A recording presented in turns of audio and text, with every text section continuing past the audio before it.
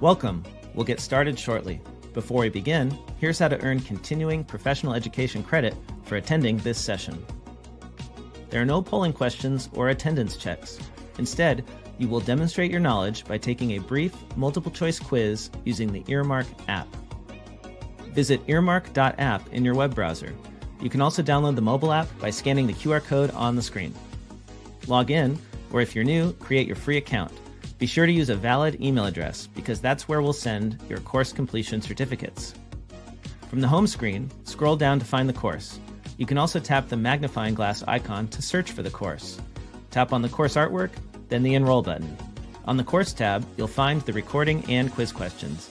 Complete the quiz to earn your CPE certificate. It takes us a few days to create the course on the app, so if you are attending this session live, please wait a few days. We'll email you a link to the course when it is ready. If you have questions or need help, email us at support@earmarkcpe.com. And now, on to the event. Hi, everyone. My name is Anna Khayet, and today I want to take you through a webinar about strategic marketing and how to take your firm from good to great. So just by way of quick introduction, I lead marketing for Padgett Advisors. We are a tax and accounting franchise with over 250 firms in our network. I also consult with financial technology companies and associations like CPA.com, Bill, Rowe, Practice Ignition, and I help them to market and reach the accounting community. So that's a bit about me. Prior to my work with Padgett, I led marketing programs at Google, at American Express, and at SoFi. So with that, let's jump in to our discussion today. Here's what I want to cover. We're going to go back to basics on fundamental accountant marketing truths. We're going to talk about segmenting your market.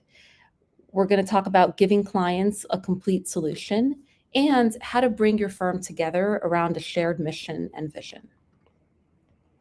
So a lot has changed in the 2020s, right? We live in a time of great economic uncertainty, although things are a bit more stable than they were. We've really transitioned to a place of hybrid and remote work, and that trend is here to stay. There's been tremendous digital transformation accelerated by the pandemic.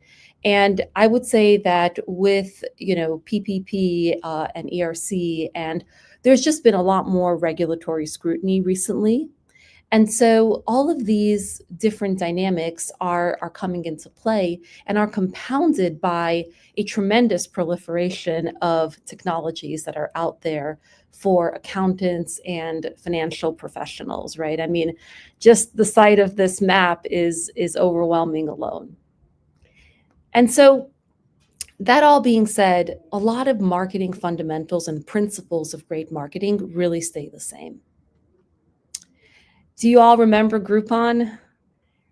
In his resignation letter, the CEO, I think, had a kernel of truth, right? Which is have the courage to start with the customer.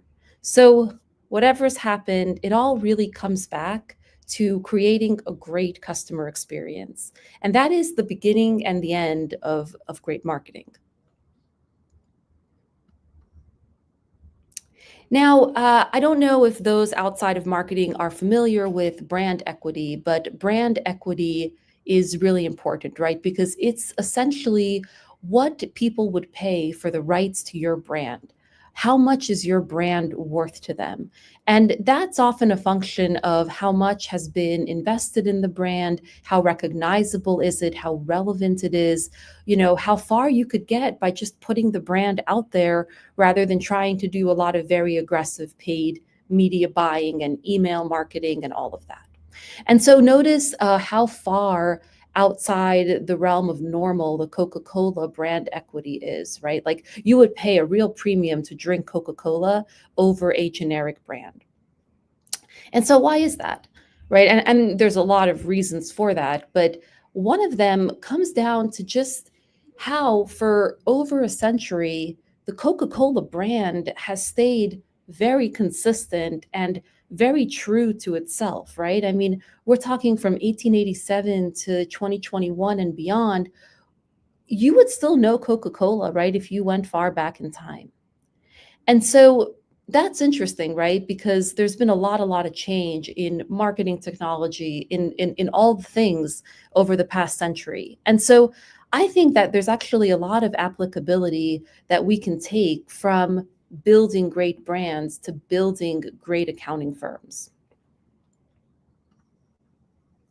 And so I think we need to start with three essential truths that really, are still true. And some of these findings are substantiated in very small scale surveys that I've done of my network, but I think these will resonate with you, and I think your clients would say the same thing. But the relationship with you matters a lot, right? So you are really in a position of power. You are the client's trusted advisor. I mean, literally their finances or their business's finances are in your hands, right? And so of all of the professional people in your client's life, you are 4 out of 5 the most important. And that's a good thing. What's more, clients do look to you as their trusted advisor, right? So you're not about to be replaced by Xero or QuickBooks or whatever accounting software is out there. It's very much about you and your ability to advise the client on questions they have, or questions they don't know they have, but they do think about and have some anxiety around as it relates to the future of their finances. And these are just, some verbatim, some quotes from people I've spoken to over the years, right? But they want you to be with them proactively, right? They don't just want you to prepare their tax return or to file their quarterly taxes. Like, they want you to help them get ahead, right, and to optimize their tax picture, right, or their cash flows for their business. And now this is data from a much more extensive survey that was done of firms within the Padgett tax and accounting franchise. And the survey question asked them, well, how do you get new clients, right? And I think it's no surprise that paid media like Google Ads, right, are very, very limited in terms of their ability to help a firm grow. What really works is referrals and endorsements from other customers, right? So to the extent that current customers are happy and satisfied with their experience is really what will ultimately drive a firm's growth. And so the question becomes, well, how can I tap into that, right? How can I really create that outstanding client experience that will ultimately get me that word of mouth, that reputation, and that referral?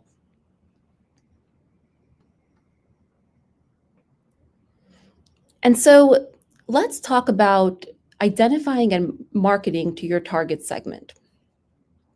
And what is a segment, right? So it used to be that accounting firms were very much in their communities, and your segment was your chamber of commerce, right? And it was the people that were mingling and talking to each other, right, and were sharing their information about their accountant. But it's a lot more complex than that now, right? Because going back to new technology, hybrid and remote work, firms are now often remote. And so the segment, the definition of a customer segment has really, really changed. And it's not necessarily just, say small businesses or professionals with a complicated tax picture in the community. And so I think there's a really important lesson to take away from this model that actually Jeffrey Moore poses for technology companies. And it's this idea that when you start, and I think it's very applicable to accounting firms, because when you start a firm, you are really going after, like friends and family, people who know you, people who trust you, and that will take you not very far. And then you get to this big, dark place called the chasm, where it's very tempting to be reactive and to have whatever business comes at you, right? If there's a really big client with many locations who approaches you, so you take that and you kind of build your firm around that client, right? Or say a couple of very small ad hoc clients approach you for one-off projects and it's not sustainable revenue, right? And technology companies actually face a very, very similar challenge where, their sales team is just reactive to whatever comes at them from a sales standpoint. But that is where companies go to die or to sort of hobble along, ultimately not achieve a really great valuation or multiple on the eventual sale. And so this represents not really being open-minded. It represents like a lack of discipline around making choices on who is my target customer, right? It's very reactive. And so you can imagine how very quickly the firm owner starts to make a lot of ad hoc customizations around one or two or three particular clients, and then is never able to go out and reach the broader market of customers that they need to ultimately grow. And so what we need to do is we need to segment the market, right? And we have to be very, very realistic around what a segment looks like for us, right? And so what is a market? What is a segment? It is defined fundamentally as a set of customers who reference each other, right? So it's those customers who are part of the same peer group. They go to the same conferences. They talk to each other. They check with each other before making buying decisions. They trust each other. And so that is your definition of a segment, right? It's your customer base. And so you might already, if you look at your existing clients, you might find that, well, a lot of them tend to be, I don't know, chiropractors, right? Or a lot of them belong to this one franchise entity. And so there's this natural word of mouth that happens. And so that is sort of what you have to define. And you don't have to be superficial about it, meaning it doesn't have to be just one industry, but it can be. Maybe it's, customers who have a shared entity type. Maybe they're all sole proprietors, maybe they're freelancers, right? But you want to be really thoughtful around who is the segment of customers that you want to build your firm's experience and processes around. And again, this is not the end game, right? This is just kind of where we're starting, because this is going to build on itself, right? Once you win this one segment, then you can think about adjacent segments, right? And you can kind of build from there. But this is kind of how you start to churn the flywheel of attracting the right sorts of customers. So this isn't just a theory, right? You want to make this very tactical.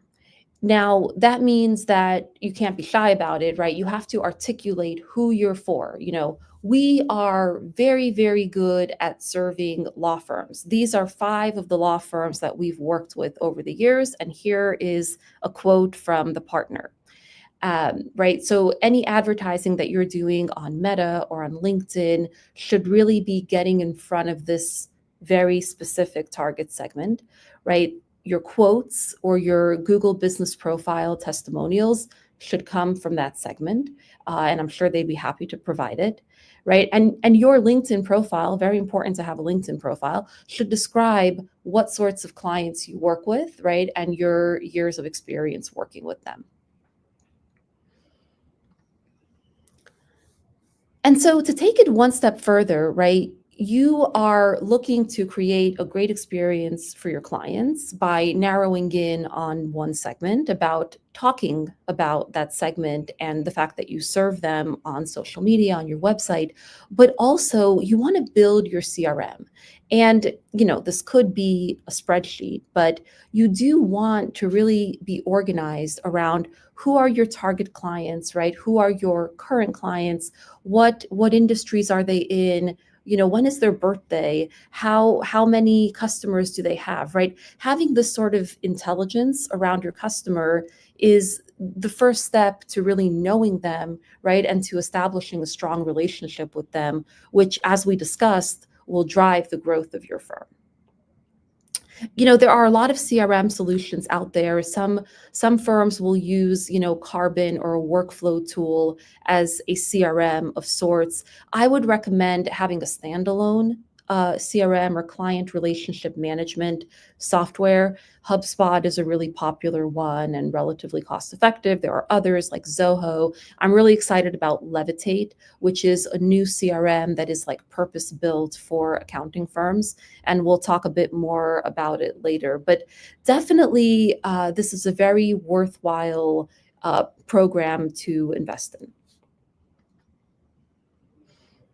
And so once you have this segment defined, right, you're marketing to the segment, you also really, most importantly, want to be giving your clients an outstanding experience in working with you, right? An experience that they want to talk about very positively.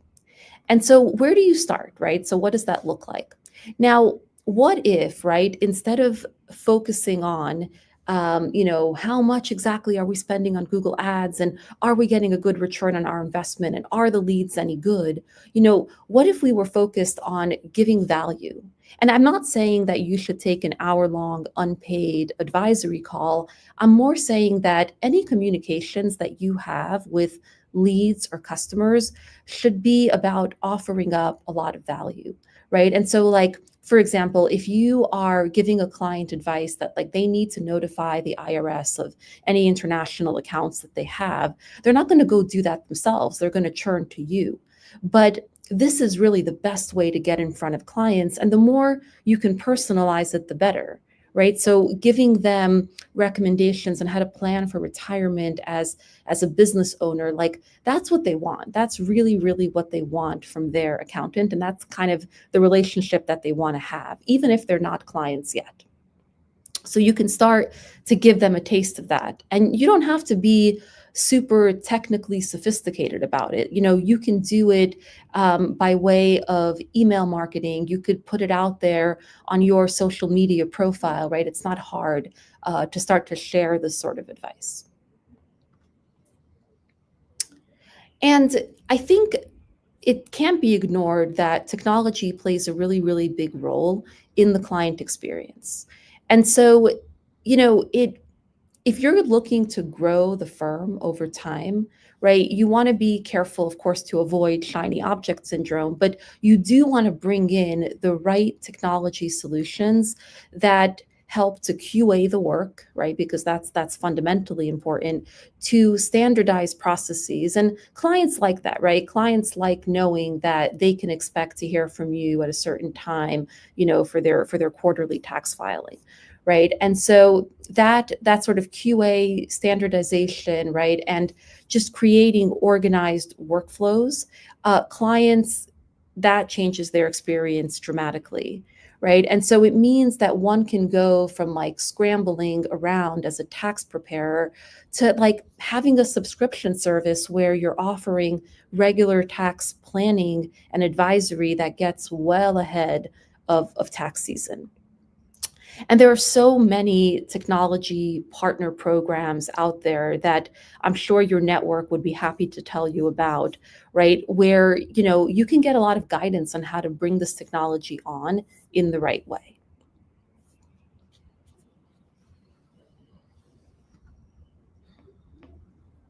Now, that all being said, it's important to understand the client's hierarchy of accounting needs, right? So many, many years ago, Maslow came up with the Maslow hierarchy of needs, which essentially says that people have needs, but their needs are not all equal. And so one's need, for example, for food and shelter needs to be met before one's need for safety is met, right? And so we don't even think about the need for safety if we're hungry. And so in the accounting world, I think there's a very close parallel. So clients fundamentally need the work to be accurate and to keep them compliant with the government. Like if that's not happening, it's a deal breaker, and no amount of communication can mitigate that. But if that's happening, then communication is super important, right? And so clients want much more communication typically from their accountant than they get, right? Like I would err on the side of over communicating with them. right? And telling them, and I'll show you what that could look like in just a minute, right? But then if the need for communication is met, then clients want to hear about, okay, well, how do I like get proactive? How do I get smart? I mean, there are entire tax planning businesses and very lucrative ones that are built on helping clients find tax savings opportunities.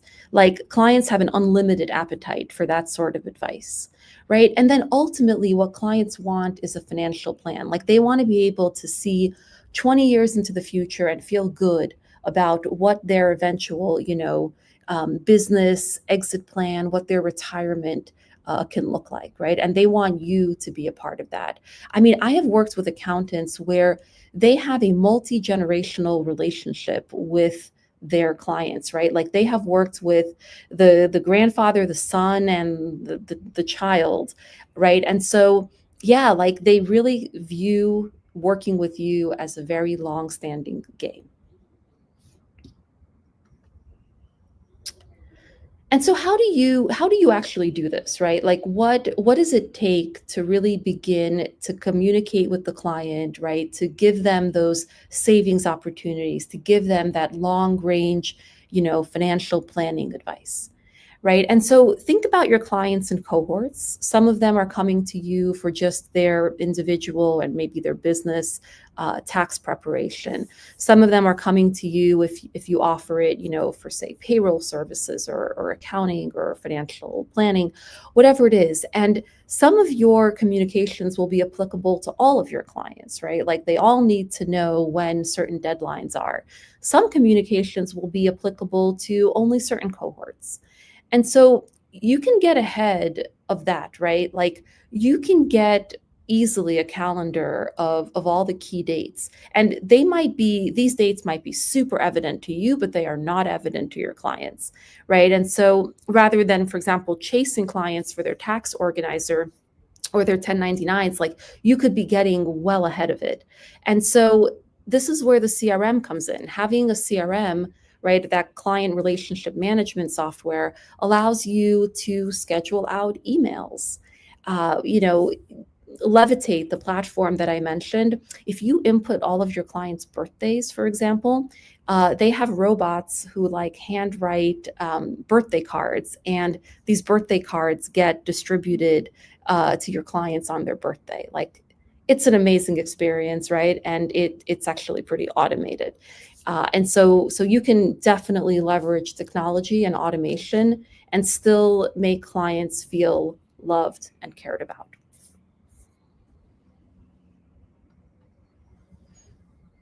And so, with that, we've talked about what it means to focus in on a certain client segment, right? We've talked about what it means to create an outstanding client experience and a prospect experience, right? And we've also covered how to be great as far as communicating with clients, right? And your communications are better the more that you're focused on a certain segment and can really speak to the needs, right, and wants of that segment. With that, I want to get into kind of the final aspect of this, which is taking a step back and thinking about what is your firm's mission, right? So where are you going? What have you like set out to do? And ultimately, what is your vision for the future, right? So what do things look like when you're done? And so, what does it mean to rally your firm around a shared mission, right? So, it's really the intersection of these three things. It's what are you as a business owner passionate about? What is the work that you get a kick out of and love doing, right? Versus like what is draining for you.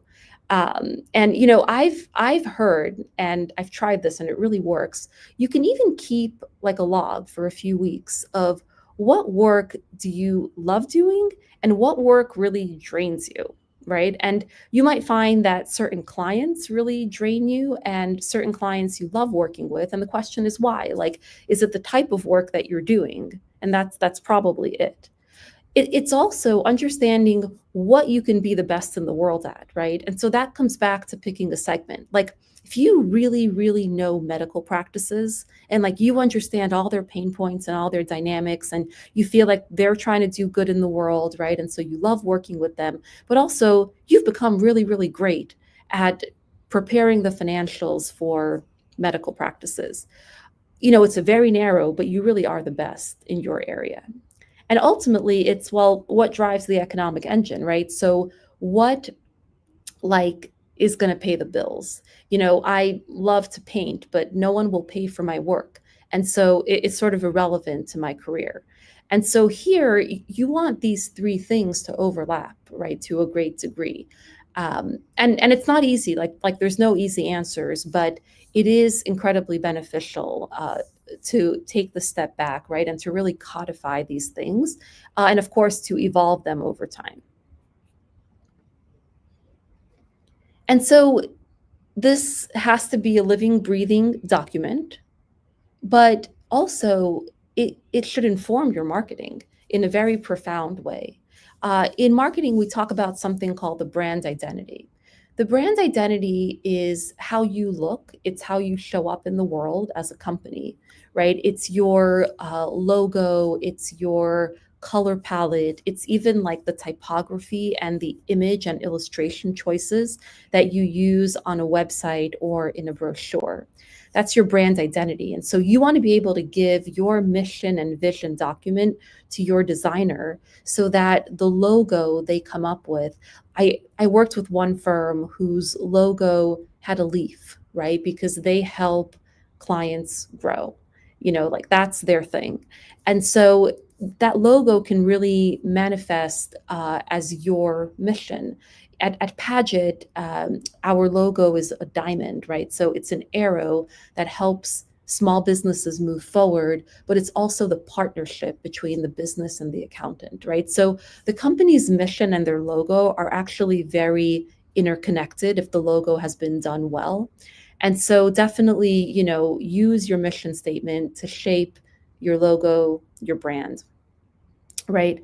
And you want it to, of course, optimize the client experience, right? Because clients don't buy your stuff, they buy who you are, especially in the accounting world where so much of what we do, right, it's really predicated on trust. And clients just they need to trust you, and therefore they need to believe that you have the same values and that you care about the same things. And then, of course, your website, right? So we just, for one of our Padgett firms, we just codified their mission statement and their company values on their website. I mean, that's a huge step forward, right? Because, we all know Google's mission, right, is to organize all the world's information and make it accessible and useful. And you too should have a mission that everyone in the company can really rally around. And so I think it's important to come back, right, to what does it take to realize your company's mission and vision, right? Like this is what will take the firm from getting by, right, to really achieving your goals for the firm. And so it's that focus, right? It's very easy to be reactive, right? Like when that big customer who doesn't fit with anything you do today comes along, it's being able to say, no, this is actually not the kind of work that we do. We don't think that we can support this, right? Or, someone calls and they have a question and it's going to be a 1 hour call, right? It's being able to just stay true to what you're focused on, to delivering value to the right customer segment, right? And it's just being very, very consistent about it over the long term and not really changing strategy, right? And then it's just maintaining that focus even when things get hard, because building a reputation, right, and creating a network around your service takes a long time, and information doesn't spread fast and people have a lot going on, right? And so you want to just stick with it, and eventually it becomes very recognizable to your customer segment. And so I want to end on this slide I don't know if anyone's heard of Darwin Smith. He was promoted to be the CEO of Kimberly-Clark. This is many, many years ago. And concurrently, he was also diagnosed with throat cancer, and doctors thought he had maybe a year to live. But at that point, Kimberly-Clark was in the increasingly commoditized business of paper mills. And there was a lot of competition. They weren't really differentiated. And so he took the very bold step of exiting that business and refocused Kimberly-Clark on higher value consumer packaged goods brands. So like Kleenex and Huggies. And he did this, right, which was a very scary and big decision at the time. But, he lived for 20 more years, and he lived to see Kimberly-Clark become, a magnitude greater than they were. And Good to Great is actually the title of Jim Collins' famous book.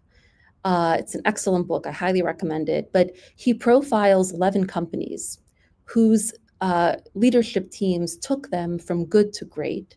And they all sort of had this thing in common, right? That they were very focused, right, on a certain segment or, a certain set of priorities. And they executed against them, and they stuck with them for years and years and years. And over the 15-year period that Jim Collins followed them, you can see how that's the gray line there. Their shareholder returns cumulatively, like, greatly outpaced their comparable peers over the same time period. And so that's the payoff, right? That's kind of what happens when you take this very customer first, segment focused approach to your mission, to your marketing of your firm. Thank you so much. With that, I would love to open it for any questions. I think if you're watching this on LinkedIn, you can submit questions in the chat.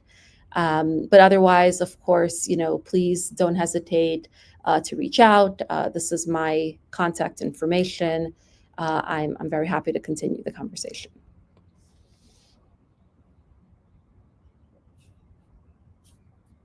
Yeah, I don't see any live questions, so thank you everyone for attending today. And here's a quick reminder on how you can earn CPE for attending today's webinar. Today's event has ended. To earn CPE, go to earmark.app or scan the QR code on the screen. Then log in or create your free account.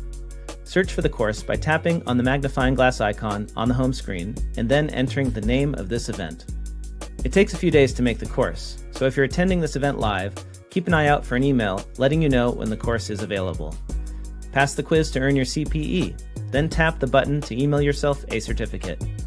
Stay tuned for more events from Earmark. Thanks for joining us, and we hope to see you again soon.